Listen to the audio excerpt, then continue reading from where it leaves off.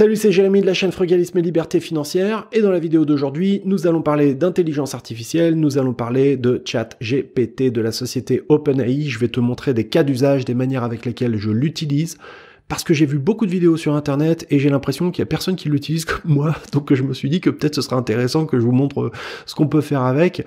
On va commencer par les basiques et puis on va aller plus loin pour trouver des cas d'usage. Tout est encore à inventer avec ce truc-là, mais ce qui est clair et net, c'est que c'est un outil de malade mental qui peut te faire gagner énormément de pognon à condition de pas faire n'importe quoi avec et de l'utiliser intelligemment. Alors je t'explique rapidement si tu débarques.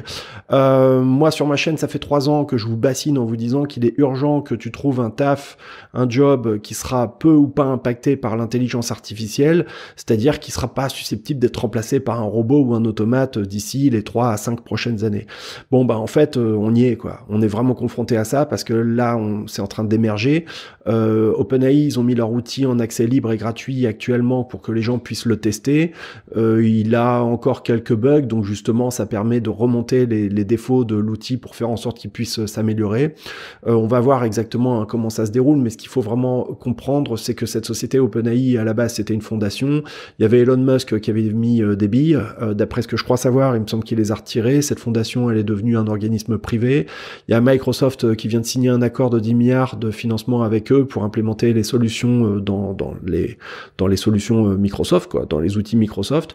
On va voir ce que ça va donner dans le futur, mais ce qui est clair et net, et je voudrais vraiment insister là-dessus, c'est que si tu l'utilises pas là, tout de suite maintenant pour commencer à te familiariser avec et trouver des cas d'usage intelligents et originaux, tu vas très vite en devenir l'esclave et tu vas te faire remplacé par ce truc-là. Soyons clairs, c'est à peu près tous les emplois du tertiaire qui sont exposés. Considérant le fait que la France, c'est un pays dans lequel la majorité des jobs, c'est des jobs du tertiaire, ben, je te laisse imaginer le carnage que ça peut faire.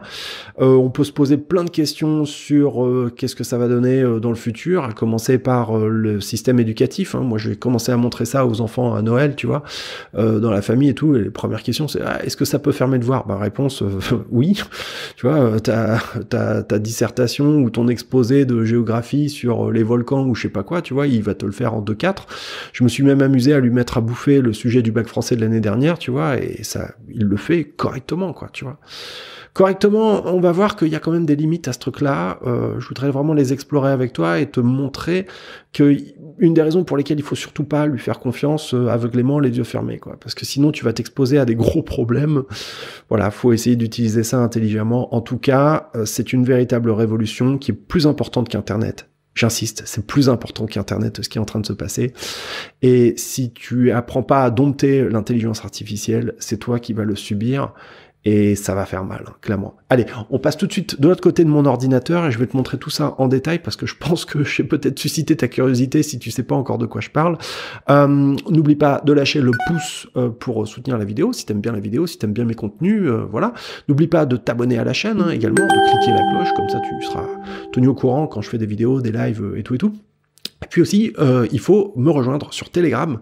C'est mon canal Telegram où je partage énormément de contenu en accès libre et gratuit. Il y a le lien en description de la vidéo. Et puis ça nous permet aussi d'avoir un moyen d'échange en privé si tu veux discuter, etc. Si tu veux discuter un peu avec la communauté des frugalistes. Allez, on va de l'autre côté de mon écran. C'est parti.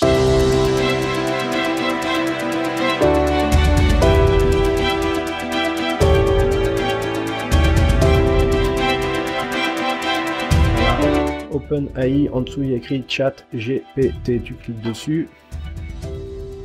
ChatGPT, donc voilà, il te dit, c'est très simple, hein, c'est très épuré on va dire. Voilà, try it now. Alors c'est en anglais, pas de panique, tu vas pouvoir lui parler en français, il te répondra en français. Mais l'interface de base c'est de l'anglais, chat.openai.com. Moi j'arrive ici sur l'interface directement, mais toi tu vas aller sur un truc pour t'enregistrer. Je t'invite à le faire, évidemment. Moi, je suis déjà enregistré et j'ai même les raccourcis qui sont enregistrés dans mon navigateur, etc. Alors, comment ça se passe? C'est une fenêtre de chat. Là, ici, en bas, là, tu vois, on a l'interface. Tu peux écrire n'importe quoi. Là, ici, il te donne quelques exemples, ses capacités, ses limitations. Les limitations actuelles, il te dit, il peut parfois générer des réponses incorrectes. Il peut produire des instructions biaisées ou plantées, quoi, voilà. Et il est limité aux connaissances du monde qui qui sont post-2021, c'est très limité parce qu'il n'a pas épluché Internet dans les détails sur après 2021. Je rappelle qu'il n'est pas connecté sur Internet, d'accord? Il est offline, c'est ça qui est complètement dingue. Ils expliquent également ici qu'ils ont actuellement des problèmes parce qu'ils sont tellement sollicités que il est possible que l'outil soit ralenti. Ici, sur la colonne de gauche, on retrouve l'ensemble des requêtes précédentes que tu as déjà pu faire. Voilà, tu peux les reprendre, les retravailler, etc. Donc voilà, et ensuite, c'est un outil qu'il faut implémenter dans d'autres outils plus tard. On verra quelle forme ça prend. Allez, commençons tout de suite. On va faire un travail simple. Écris un mail de bonne année pour souhaiter la bonne année à ma voisine. Alors je t'explique, en fait ce qu'il faut comprendre, c'est qu'avec une intelligence artificielle, les infos que je suis en train de lui donner, c'est ce qu'on va appeler les inputs, d'accord? Donc là, ici, hop là, je vais enlever ça. Qu'est-ce qu'il voit? Il voit mail, souhaiter, bonne année, voisine. Ça, c'est les informations avec lesquelles il est déjà en train de rédiger le texte que tu vois. Chère voisine, je vous écris pour vous souhaiter une très belle année. J'espère que vous avez passé de bonnes vacances et que vous êtes prêts à affronter des défis de nouvelle année. Cette période et l'année est toujours un moment de renouveau et de résolution. J'espère que tous vos souhaits se réaliseront, blablabla. En fait, il est capable de générer du texte. Il est capable de produire des choses qui sont très professionnelles, qui ont du sens et qui sont tout à fait acceptables. Maintenant, je lui ai demandé réécrit en tutoyant, tu vois, et moi j'écris un peu à l'arrache, il n'y a pas les accents, il y a des fautes d'orthographe et tout, mais c'est pas grave. Lui, il va le reprendre. Bonne année, cher nanana, je te souhaite, voilà, et là il réécrit en tutoyant. Et en fait, on va lui rajouter des contraintes, tu vois, des filtres, on va lui rajouter des inputs. Là où il est très fort, c'est que tu peux lui rajouter des inputs de style. Par exemple, tu peux lui demander d'écrire un mail à la manière de, tu peux lui demander en imitant le style d'une personne connue, par exemple. Ou sinon, tu peux lui rajouter des comment dirais-je, des contraintes de style aussi, ou de ton. Réécrit le message en étant drôle, original et inspirant. Je sais pas ce que ça va donner, mais on va voir. Bonne année, c'est parti pour un nouveau départ. Cher voisin, voisine, je te souhaite une année remplie de surprises, de rires et de réalisations. Cette nouvelle année est comme une page vierge, prête à être remplie de belles histoires. Alors écrivons ensemble une année mémorable. Je suis convaincu que tu vas tout déchirer cette année, ton futur sera radieux, tes rêves se réaliseront, tes objectifs seront atteints, tes projets prendront forme. Et n'oublie pas que je suis là pour te soutenir, te donner un coup de main ou tout simplement échanger sur l'histoire passée et celle à venir. Donc prêt pour l'aventure, allons casser des records, réaliser des exploits et surtout s'amuser. Bonne nouvelle année. Surprenant, hein, d'accord. Maintenant, je vais lui demander de rajouter une métaphore, un exemple et une contradiction. Toujours dans le même texte, on continue à être dans le même fil de la conversation, donc c'est ça qui est fort, c'est qu'il tient compte des résultats de la précédente requête pour adapter et aller beaucoup plus loin. Je te souhaite une année remplie de surprises, la nouvelle année est comme un train qui s'apprête à partir, tu as le choix de monter dans celui de la routine ou de prendre la place de celui de l'aventure. Alors choisis celui qui t'emmènera vers tes rêves. C'est génial. Je suis convaincu que tout va déchirer cette année, blablabla. Un exemple, imagine-toi atteindre le sommet de l'Everest cette année. Est-ce que c'est compliqué? Oui, mais pas impossible. C'est génial. Ce truc-là est vraiment génial parce qu'on arrive à lui rajouter des contraintes, des trucs qui sont vraiment intéressants. D'accord? Maintenant, je vais aller encore plus loin. Et tu vas voir pourquoi, pour tous les créateurs de contenu, évidemment, c'est un outil qui est formidable. Peut-être qu'à terme, qui risque même de remplacer les créateurs de contenu, puisque ça crée du contenu plutôt de qualité, voilà, pour peu qu'on sache lui rentrer les bonnes inputs, les bons critères. Si tu restes sur le truc de base, bateau, ça va être un petit peu léger, tu vois. Maintenant, je vais lui demander de me propose-moi 5 titres pour ce mail, d'accord, il va me proposer 5 titres. Ah, il commence à planter. Propose-moi 5 titres. This content may violate policy. Bon, alors je sais pas, là, tu vois, typiquement, il m'a mis plus ou moins un truc de plantage. Il est encore en phase de test, hein, c'est pour ça. Aventurons-nous ensemble vers de nouveaux horizons 2022. Tu vois, il sait même pas qu'on a passé au niveau des années 2023. Lui, il sait pas. Rédigeons ensemble une histoire mémorable pour 2022. D'accord. Alors maintenant, on va rajouter une contrainte supplémentaire. On a demandé des titres. Maintenant, tu sais, quand on crée des titres, on a des formes de titres qui existent. Par exemple, sur les titres YouTube, ce qu'on va trouver souvent, c'est X sans Y, par exemple. Comment devenir riche quand on n'y connaît rien. Ou X en Y temps. Comment devenir riche en 2 heures, tu vois. Ou un truc du style... Enfin, tu vois un peu ce genre de choses qu'on peut faire. On va lui rajouter une contrainte de forme. Enfin, il y en a plein des formes de titres, tu vois, ou les listes, 7 trucs, 7 astuces, 7 techniques, 7 secrets, bon, voilà. Rédige ces titres en 70 caractères, espace inclus, sous la forme X sans Y, X en Y temps. Voilà, on va lui mettre comme ça.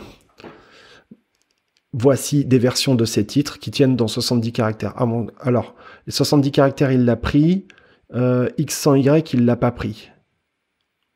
Préparons-nous. Vous pouvez également opter pour des structures de titres sous forme X sans Y. Oh la vache. Sans routine, une aventure. Sans regret, avec des histoires mémorables en 2022, sans limite. Bon, faut les retravailler. C'est pas terrible, hein, tu vois. Sans frein, avec inspiration. Vous pouvez... n'hésitez pas à les adapter. Ouais, tu vois, c'est un peu sans frein avec de l'inspiration. Ouais, ça demande encore du travail. Sur d'autres formes de titres, j'ai eu des résultats qui étaient vraiment exceptionnels, qui étaient très très intéressants. Donc voilà le genre de choses que ça peut faire, tu vois. Par exemple, pour les créateurs de contenu, d'articles, etc., oui, ça sait créer des articles. Mais là où je trouve que c'est plus intéressant, beaucoup plus pertinent, c'est sur les plans d'articles. Par exemple, écris-moi un plan de vidéo, tiens, de vidéo YouTube sur comment, je vais même préciser, pour la chaîne Frugalisme et Liberté Financière, sur comment devenir libre financièrement grâce au frugalisme. Bim. Donc là, il va me créer le plan. Moi, j'aime bien ce truc-là, tu vois. Voici un plan possible pour une vidéo sur le thème introduction, présentation de la vidéo et de la thématique abordée, frugalisme et liberté financière. 2, présentation de la notion de frugalisme, définition et exemple concret de ce qui signifie de vivre de manière frugale. 3, présentation de notion de liberté financière, définition et explication de ce que cela signifie être libre financièrement et les avantages que cela apporte. Comment le frugalisme peut vous aider à atteindre la liberté financière, exemple concret, étude de cas de personnes qui ont atteint la liberté. Et 5, conseils pratiques. Bon, bah voilà, tu vois. On pourrait même aller plus loin en lui demandant de proposer des durées, etc. Je peux lui demander de faire la même chose pour un article de 1500 mots. N'est pas l'aboutissement d'une fin en soi, mais d'atteindre, tu vois, c'est de qualité, quoi. Ça demande un peu plus de saveur pour aller plus loin, mais on a déjà un contenu qui, en soi, pas mauvais, hein. Donc tu vois, il est très bon pour travailler sur du texte, il est très bon également pour faire des résumés de texte, ou même pour te proposer des résumés de livres. Par exemple, je peux lui demander, rédige un résumé du livre, je sais pas moi, Madame Bovary. Voilà, Madame Bovary est un roman écrit par Gustave Flaubert, publié en 1856. Il raconte l'histoire d'Emma Bovary, une jeune femme mariée à un médecin de campagne, Charles Bovary, blablabla. Bla. Et voilà, il est en train de te pondre directement le résumé de Madame Bovary. D'accord ? Et ses choix finissent par causer sa perte et celle de ceux qui l'entourent. En résumé, Madame Bovary, une histoire de désillusion, de passion et de conséquences de ses actions. C'est génial, c'est génial. C'est vraiment très très très fort, quoi. Après, on pourrait même lui demander de proposer un script de scénario dans le style de Madame Bovary, tu vois. Ok, alors maintenant, on va lancer une autre requête, et je voudrais te montrer là ici qu'il est très efficace pour écrire des courriers officiels, même lorsque les inputs que tu lui mets, elles sont de mauvaise qualité. Par exemple, lorsque tu sais pas bien écrire, que tu fais plein de fautes d'orthographe, on va lui demander « Écris au maire pour dire... les impôts, c'est trop cher. Pour exprimer votre désaccord au niveau des impôts, voici un exemple de lettre que vous pourriez utiliser comme modèle. Réclamation concernant les impôts locaux élevés, monsieur le maire. Je vous écris aujourd'hui pour exprimer mon mécontentement face aux impôts locaux trop élevés qui sont perçus dans notre ville en tant que résident de longue date de la ville. Je suis profondément... Donc tu vois, t'as plus qu'à remplir, quoi. C'est une proposition de lettre. Après, si elle te va pas, si tu trouves qu'elle est trop longue, pas assez polie, etc., tu peux lui demander de la réécrire en fonction de tel ou tel paramètre que tu vas lui demander d'ajuster, quoi. Il va te reproposer du contenu. Au même titre qu'un assistant personnel le ferait. Tu as un assistant personnel là ici. Faut savoir que là, je fais toutes les démonstrations sur l'ordinateur, mais ça marche exactement de la même manière sur un téléphone, hein, d'accord? Donc, la lettre, elle est de très très bonne qualité. Je comprends que la collecte des impôts est nécessaire pour financer les services publics de base de la ville, tels que les écoles, les routes, les parcs. Cependant, je crois que le niveau actuel des impôts est excessif et ne tient pas compte de la situation financière difficile de nombreux citoyens. Là, il est parti pour lui écrire un roman. Hein. Sincèrement, blablabla, blablabla. Je vous demande donc de bien vouloir prendre en considération mes inquiétudes et de travailler, voilà. Ah, c'est fort, hein, très très fort. Et là, j'ai juste écrit au maire pour dire les impôts, c'est trop cher, quoi, tu vois. On pourrait lui demander de faire un texte beaucoup plus court, beaucoup plus direct, etc. Autre truc où il est très fort, c'est pour les candidatures. Écrit une lettre de motivation pour un poste de technicien sur les éoliennes. Technicien maintenance. Voilà. Tu as candidature pour technicien, voilà. Alors, il faudrait lui rajouter d'autres trucs, hein, parce que lui, il va peut-être inventer que tu as une expérience de 12 ans et demi dans tel ou tel truc, tu vois. Par à présent, je me permets de poser ma candidature pour le poste de technicien en maintenance des éoliennes que vous avez proposé sur nanana, site d'emploi, voilà. Fort de X années d'expérience en maintenance de machines industrielles, je suis convaincu que mes compétences et mon expérience correspondent aux exigences du poste. Actuellement, j'occupe le poste de nanana. Là, en fait, on est vraiment dans les utilisations basiques du service. Mais tu vas voir qu'on va pouvoir aller beaucoup, beaucoup plus loin et lui proposer de nous donner des informations qui vont être extrêmement puissantes. Donc, tu vois, là, ici, typiquement, hein, pour toutes les lettres de candidature, également pour les CV, il sait assez bien les faire. Encore que pour le CV, il y a une partie présentation qui est importante de considérer. Pour ça, je te recommande d'utiliser Canva Pro. C'est très, très bien. C'est très puissant comme outil. Hein, tout le monde utilise ça. En tant que passionné d'énergie renouvelable, je suis particulièrement intéressé par le poste que vous proposez. Voilà, courrier officiel. Pareil, courrier officiel à la banque, courrier officiel aux impôts, courrier officiel aux assurances, courrier officiel à ton avocat. Là où il est très très très fort aussi, c'est pour tout ce qui est de l'ordre du juridique. Et là, il y a beaucoup de juristes et d'avocats qui sont actuellement, on va se dire les choses, en PLS. Et je parle même pas des programmeurs informatiques. Par exemple, je lui demandais, donne-moi 3 lois françaises qui protège le locataire face au bailleur. Il existe plusieurs lois en France qui protègent les locataires face aux bailleurs. Voici 3 d'entre elles. La loi Allure. Voilà. En fait, pour tout te dire, je l'ai déjà fait ce test. Il va sortir la loi Allure. Il m'avait sorti le bail de 89. Et puis, il m'avait sorti quoi encore? Je crois le code civil. Je sais plus. Donc voilà. Ensuite, la loi Dallot, le droit au logement opposable. Ah oui, je l'avais oublié celle-là. Loi qui, adoptée en 2007, permet aux personnes qui n'ont pas accès à un logement convenable de demander l'intervention de la justice pour se faire attribuer un logement.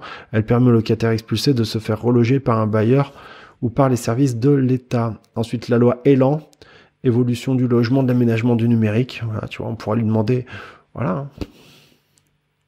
On pourra aller encore plus loin et lui demander le texte de loi précis. Donne-moi les textes de loi précis ainsi que les articles. Ah, il est toujours en train de terminer la requête d'avant. Alors il va te dire attention, c'est pas un conseil juridique, il convient de vous entourer d'un professionnel, blablabla. Voici les textes de loi et les articles pertinents pour les 3 lois que j'ai mentionnées. Voilà, bim, et là il va te sortir les textes de loi.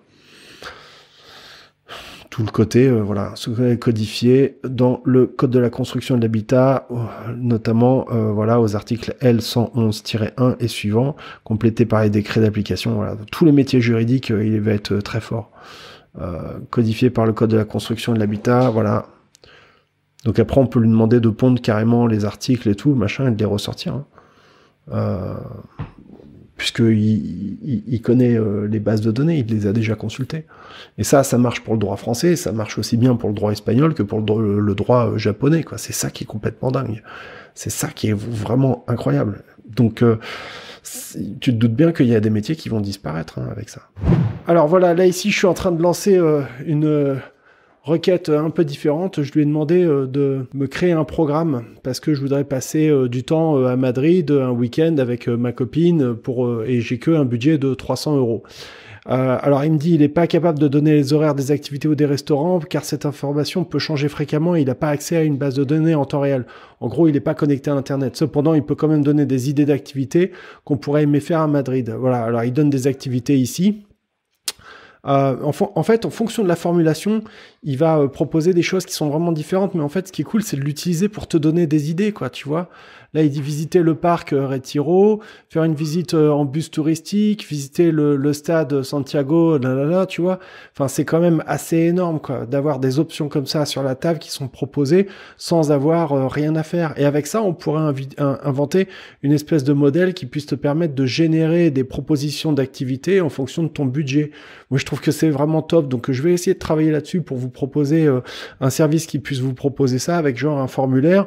Tu rentres ton budget, ta destination, combien de temps tu restes, qu'est-ce que tu veux faire comme genre d'activité. Et puis ensuite, il pourrait te pondre une espèce de programme, tu vois, où tu aurais un truc que tu pourrais suivre en fonction de ce que tu as envie, tu vois. Après, ça n'est que des propositions, c'est améliorable, mais je trouve que c'est quand même un outil génial. Alors maintenant, ce que je vais lui demander, c'est de présenter, réécrire ces données dans un tableau Excel. Malheureusement, je ne peux pas créer un tableau Excel pour vous car je suis un programme informatique. Je n'ai pas la capacité de créer ou de modifier les fichiers. Cependant, je peux vous donner une idée de la façon dont vous pouvez le faire. C'est marrant. J'aurais dû lui demander un tableau. Ah bah tiens, si, il est en train de le créer. Regarde, c'est parce que Excel, c'est une marque, c'est Microsoft. Mais voilà. Et ensuite, le tableau qu'on a là ici, hop, voilà. C'est ça que je voulais te montrer. T'imagines un peu ? Incroyable, hein.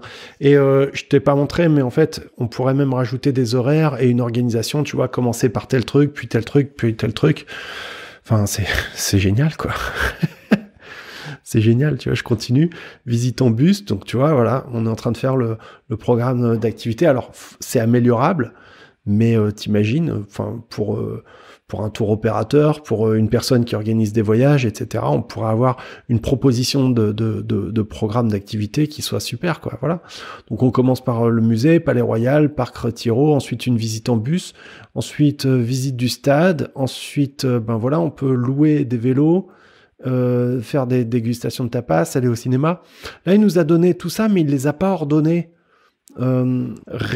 Ordonne ces informations en fonction de leur distance pour optimiser et propose des horaires pour faire ces activités. Moi, j'aime bien avoir un truc, tu vois, un petit peu organisé comme ça parce que après, ben voilà, quand tu as un cadre assez organisé, c'est justement ce qui te donne encore plus de liberté pour pouvoir sortir du cadre, quoi. Alors malheureusement, je peux pas vous donner les horaires précis parce que je suis pas connecté à Internet. Ouais, d'accord, ça j'ai compris. Cependant, je peux vous donner un exemple de plan d'itinéraire. Voilà, c'est ça que je voulais. Jour 1, 9h, voilà, c'est exactement ça que je voulais. Et ça, après, je peux lui demander de le remettre dans un tableur Excel. Et ça, je trouve que c'est énorme, énorme. Enfin, t'imagines, on n'a jamais vu un outil pareil, quoi. Réorganise ces infos dans un tableau. Alors, je parlais des tableaux Excel, il faut savoir qu'il est également très fort pour créer des formules Excel, des macros Excel, etc. Il faudrait que j'y consacre une partie, mais voilà, il est vraiment capable, tout ce qui va être lié de près ou loin à la programmation informatique, langage informatique. Je te dis, les programmeurs informatiques aujourd'hui, ils sont tous en PLS parce qu'ils se rendent compte que l'outil, il est performant, quoi. Voilà. Pour un programmeur débutant, il va être très très vite remplacé. Pour un programmeur expert, bon voilà, ça va être un développeur expert, ça va pas être le même travail, la même approche, mais en tout cas pour les jobs débutants, ils vont très très vite être remplacés. Donc voilà, là on a directement notre proposition de programme qui s'affiche. Encore une fois, on est dans une version bêta qui n'est pas connectée à Internet, donc qui peut pas tenir compte exactement du, je sais pas moi, du métro, des temps de transport, etc. Mais on pourrait imaginer qu'il soit connecté et qu'en plus il puisse s'ajuster en temps réel, s'il y a une exposition temporaire, s'il y a un événement, s'il y a une manifestation, il faut modifier le trajet, etc. On pourrait avoir une modification de la proposition en temps réel. C'est génial, c'est génial. Et encore une fois, c'est un assistant qui te permet d'obtenir des informations que tu aurais pu obtenir. Ce que je veux dire, c'est que tu vois que ce tableau, tu aurais très bien pu te le faire toi-même. Seulement, ben, ça va 1000 fois plus vite de demander à un assistant, à un robot, à une intelligence artificielle, de le créer automatiquement à ta place, quoi. Moi, en tout cas, ça m'épate, hein. Donc voilà, là aussi où il est très fort, c'est pour trier des données. Je sais qu'il y a des personnes qui s'en sont servies, notamment qui vendent des produits sur Amazon et qui vont rentrer, je sais pas moi, par exemple, tu veux vendre un siège bébé, tu vas faire une recherche, prendre toute la concurrence et les commentaires, tu vas lui mettre tout à bouffer, tu vas lui demander de faire ressortir les points et les axes d'amélioration pour essayer de proposer un produit qui soit plus performant et qui réponde encore mieux aux besoins du client. Ça marche, il va savoir te faire des relations là-dedans et essayer de te faire des propositions intéressantes, originales et pertinentes. Donne-moi 5 actions éligibles au PEA. Ok, Total. Ok, très bien. Ensuite, Danone, entreprise française. Voilà, il t'explique le PEA, le plan épargne action. Airbus. Siemens, c'est de l'allemand. On va rajouter quoi ? Nestlé. Eh ben Nestlé, tu vois, c'est ballot parce que là, c'est typiquement une erreur. A priori, hein, mais écoute, j'ai fait mes vérifications en parallèle parce que j'avais un doute sur Nestlé, comme je sais que c'est suisse, et d'après ce qu'on nous dit là ici, le revenu, voilà quoi, Nestlé, c'est pas éligible au PEA parce que ça dépend du lieu de siège de la boîte, et a priori, ben voilà quoi. Sauf erreur de ma part, tu vois, et de la part du truc, a priori, Nestlé, c'est pas bon. Donc, tu vois, il faut se méfier. Et pour tout te dire, j'avais fait des tests auparavant, et ils mettaient même, dans cette liste-là, ils mettaient des entreprises américaines, comme McDonald's, comme Johnson & Johnson, et je lui ai dit, bah non, les résultats sont faux, et je pense qu'il s'est corrigé depuis, parce qu'il les fait plus apparaître. Parce que, en fait, regarde, moi, je lui demande maintenant, donne-moi 50, et voilà, maintenant, qui servent un dividende, qui verse un dividende, on va écrire verse un dividende. Il existe de nombreuses actions éligibles au PEA qui versent un dividende, peut choisir de ne pas verser de dividende ou de réduire le montant des dividendes, et donc important, blablabla. Non mais moi je veux la liste. Alors Total, voilà. On pourrait même lui demander les montants des dividendes. Veolia. Donc tout ça, faut pas le prendre pour argent comptant. Faut aussi faire tes recherches et tes vérifications de ton côté parce que il n'est pas toujours, voilà, il peut raconter des carabistoules des fois. Unibail, Westfield, entreprise française, propriétaire des centres commerciaux, ok d'accord. Et Engie, voilà. Maintenant, on va lui demander des listes d'entreprises qui versent des dividendes en hausse. Alors, je ne sais pas s'il va encore le faire, parce que j'ai fait des tests, il disait qu'il ne voulait pas le dire, ou qu'il ne voulait plus le donner, et auparavant, ben, j'avais fait d'autres tests et il le donnait. Donc, tu vois, voilà, on va préciser en hausse. Il est difficile de prévoir avec certitude, voilà. Ça dépend de nombreux facteurs, blablabla. Bla, bla, bla. Cependant, voici 5 exemples d'actions éligibles au PEA qui ont généralement augmenté leurs dividendes au fil du temps. Ben voilà, c'est intéressant ça. Encore une fois, à vérifier, à remettre en perspective et tout, sachant qu'en plus, il n'est pas mis à jour au-delà de 2021, mais il nous dit Crédit Agricole, L'Oréal. En fait, si tu veux, ça peut être une piste de recherche. Air Liquide, bon voilà, je pense qu'Air Liquide, tout le monde connaît Air Liquide, on a entendu parler, hein, depuis que Charles Gave en parle, je crois qu'ils peuvent le remercier. Danone, ouais, etc., quoi, tu vois, et puis une cinquième, voilà, et Sanofi, pour du médical. Voilà, j'aurais pu lui en demander 10, etc., tu vois, ou des entreprises américaines, tu vois, j'aurais pu lui mettre le même critère avec des boîtes américaines pour ceux qui veulent faire autre chose. Alors là, tu vois, je lui demande par exemple une liste de 5 SCPI. Voici une liste de 5 SCPI que vous pourriez considérer. Voilà, alors il nous présente brièvement ces 5 SCPI. Alors avant, je lui avais même demandé les rendements, il les donnait, les rendements moyens, tu vois, historiques, mais je sais pas pourquoi, là il les donne plus. Ça dépend des mises à jour, comment il est configuré, je t'avoue que, enfin voilà, on maîtrise pas toute la boîte, ce qu'il y a derrière, quoi. Mais encore une fois, ça peut te donner des idées. Si tu cherches une SCPI sur une thématique, donne-moi une liste de SCPI qui est investie dans le secteur médical. Bim. Voici quelques exemples. SCPI Medicalis, voilà, tu vois, si tu as envie de diversifier, ça peut te donner des idées. Ça veut pas dire que c'est la bonne et que c'est là-dessus. Il faut vérifier plein d'informations.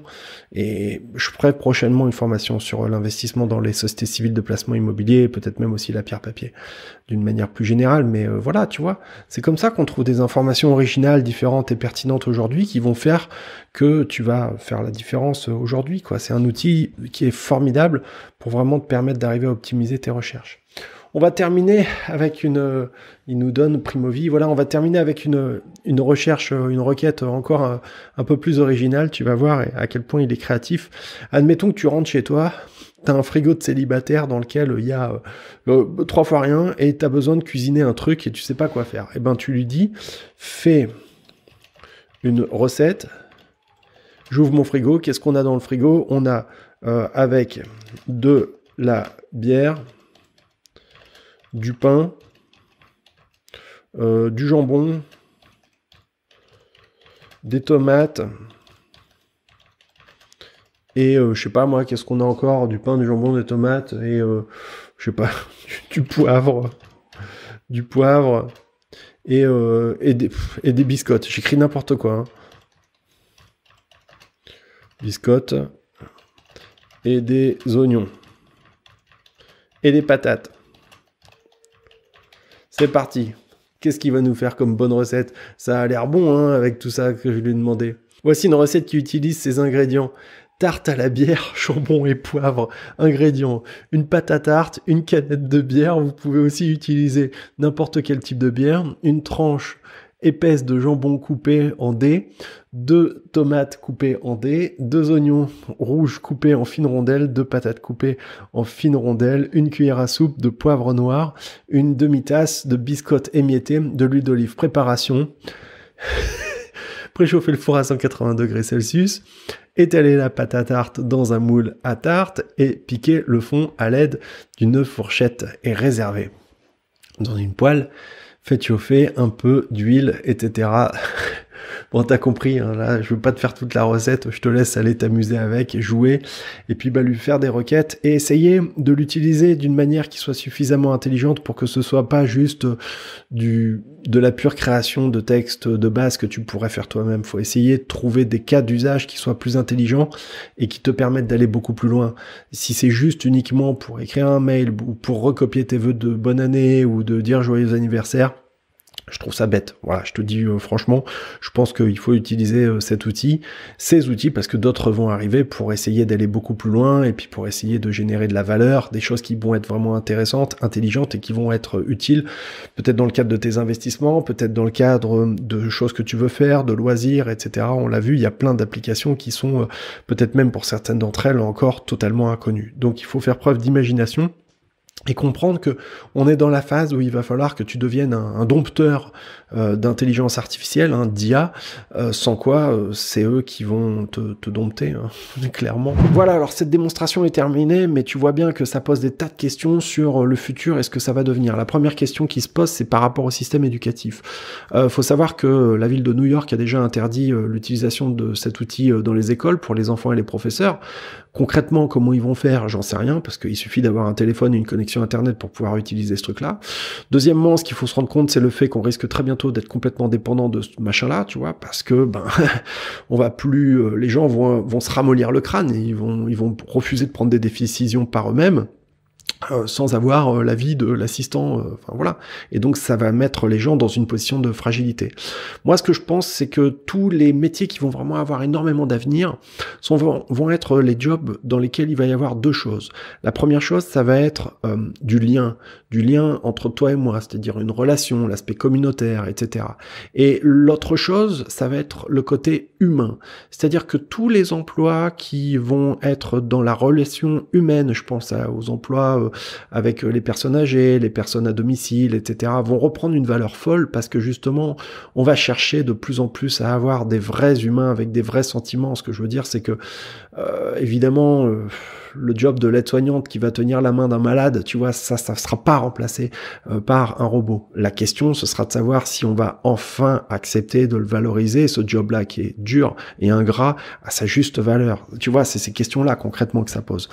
D'une part. D'autre part, je pense que tout ce qui va être lié à l'authenticité, la sincérité dans les manières de communiquer avec les autres vont prendre encore plus de valeur parce qu'on va se retrouver inondé de contenus fades, de contenus lisses qui sont uniquement générés par des intelligences artificielles et qui vont manquer de saveur, de personnalité, et j'irais même plus loin, je dirais d'opinion. Un robot n'a pas d'opinion, sauf à ce qu'il soit programmé pour en avoir une, mais ça, on rentre dans un autre délire. Après, il y a d'autres questions qu'on peut se poser. S'il y a le privé qui vient investir massivement dans l'intelligence artificielle, et voilà, on va poser une question, et puis derrière, tu vas avoir le robot qui va orienter la réponse pour te montrer, parce qu'il est sponsorisé par Coca-Cola, mettons, que c'est génial les sodas parce que il y a du sucre à l'intérieur et que le sucre c'est bon pour la santé parce qu'on en a besoin, parce que c'est vital. Tu vois ce que je veux dire? On pourrait orienter les réponses de manière à amener à penser les gens à penser d'une certaine manière ou d'une autre en fonction de qui finance le robot qu'on est en train d'utiliser. Donc il va falloir être vraiment prudent sur les cas d'usage par rapport à ça. Il va falloir être beaucoup plus exigeant sur les façons dont on utilise ça, et je pense que tout le travail des spécialistes et des éducateurs, ça va vraiment consister à éduquer les gens, les jeunes, les enfants, les adultes, à faire preuve de, comment dirais-je, à travailler, à vraiment être dans la création plutôt que dans le recopiage de ce qu'un robot peut nous dire. Je crois que c'est vraiment de cette manière-là qu'on pourra réussir à s'en sortir. Je suis très optimiste sur le futur parce que je pense que ce truc-là peut être vraiment une révolution qui pourrait grandement nous faciliter les choses. Maintenant, il faut savoir autre chose, c'est que à l'intérieur de ce robot, il y a des filtres qu'ils ont rajoutés pour qu'ils puissent pas donner de conseils médicaux ou pour qu'ils puissent pas avoir de dire des choses nocives ou insulter les gens ou je sais pas quoi, tu vois. Mais ce que je me dis, c'est que si on a une version de l'AI, disons, gentille, qui est à notre service et qui est formidable et qui va tout claquer, tout révolutionner et tout, il y a forcément quelque part la même intelligence artificielle sans les filtres qui existent, ou voire même qui est orientée de manière nocive pour justement être utilisée de manière négative, que ce soit financé par un gouvernement, une entité, n'importe quoi. Ça existe forcément. Il n'y a pas de blanc sans qu'il y ait de noir, il n'y a pas de lumière sans qu'il y ait d'ombre. Donc forcément, s'il y a l'un, il y a l'autre qui existe déjà quelque part. La grande question, c'est de savoir de quelle manière nous allons le subir et de comment nous parviendrons à nous en protéger. Voilà, j'extrapole un peu, mais je pense que c'est essentiel de se poser des questions qui sont justes sur les manières avec lesquelles on va utiliser ces nouveaux outils qui vont rentrer dans notre quotidien dès maintenant, dès aujourd'hui. Voilà, je te laisse t'amuser avec OpenAI. Je crois que c'est encore de très loin la manière la plus efficace de pouvoir l'appréhender. Joue avec, pose-lui des questions, essaye d'inventer des cas d'usage intelligents, intéressants, parce que ça va pouvoir vraiment changer ta vie et t'aider à gagner énormément de temps. Retiens le fait que c'est un assistant et que tu dois l'utiliser comme une personne, comme un assistant personnel à qui tu poserais des questions. La seule différence, c'est qu'il va être capable d'exécuter des tâches beaucoup plus vite et de répondre de manière beaucoup plus précise et sans faire d'erreur. Voilà. J'espère que cette vidéo, elle t'a plu, qu'elle t'a intéressé, qu'elle t'a surpris peut-être ou qu'elle t'a interrogé. Si c'est le cas, n'hésite pas à m'écrire en commentaire ce que tu en penses. Et puis, si elle t'a plu, il faut que tu lâches le pouce, que tu t'abonnes à la chaîne et que tu cliques la cloche pour être tenu au courant des nouvelles vidéos et des nouveaux contenus que je produis. Je te rappelle également que tu peux me rejoindre directement sur mon canal Telegram, c'est gratuit, il y a le lien en description de la vidéo. Je te souhaite une excellente journée, je te dis à très bientôt, merci, salut et ciao.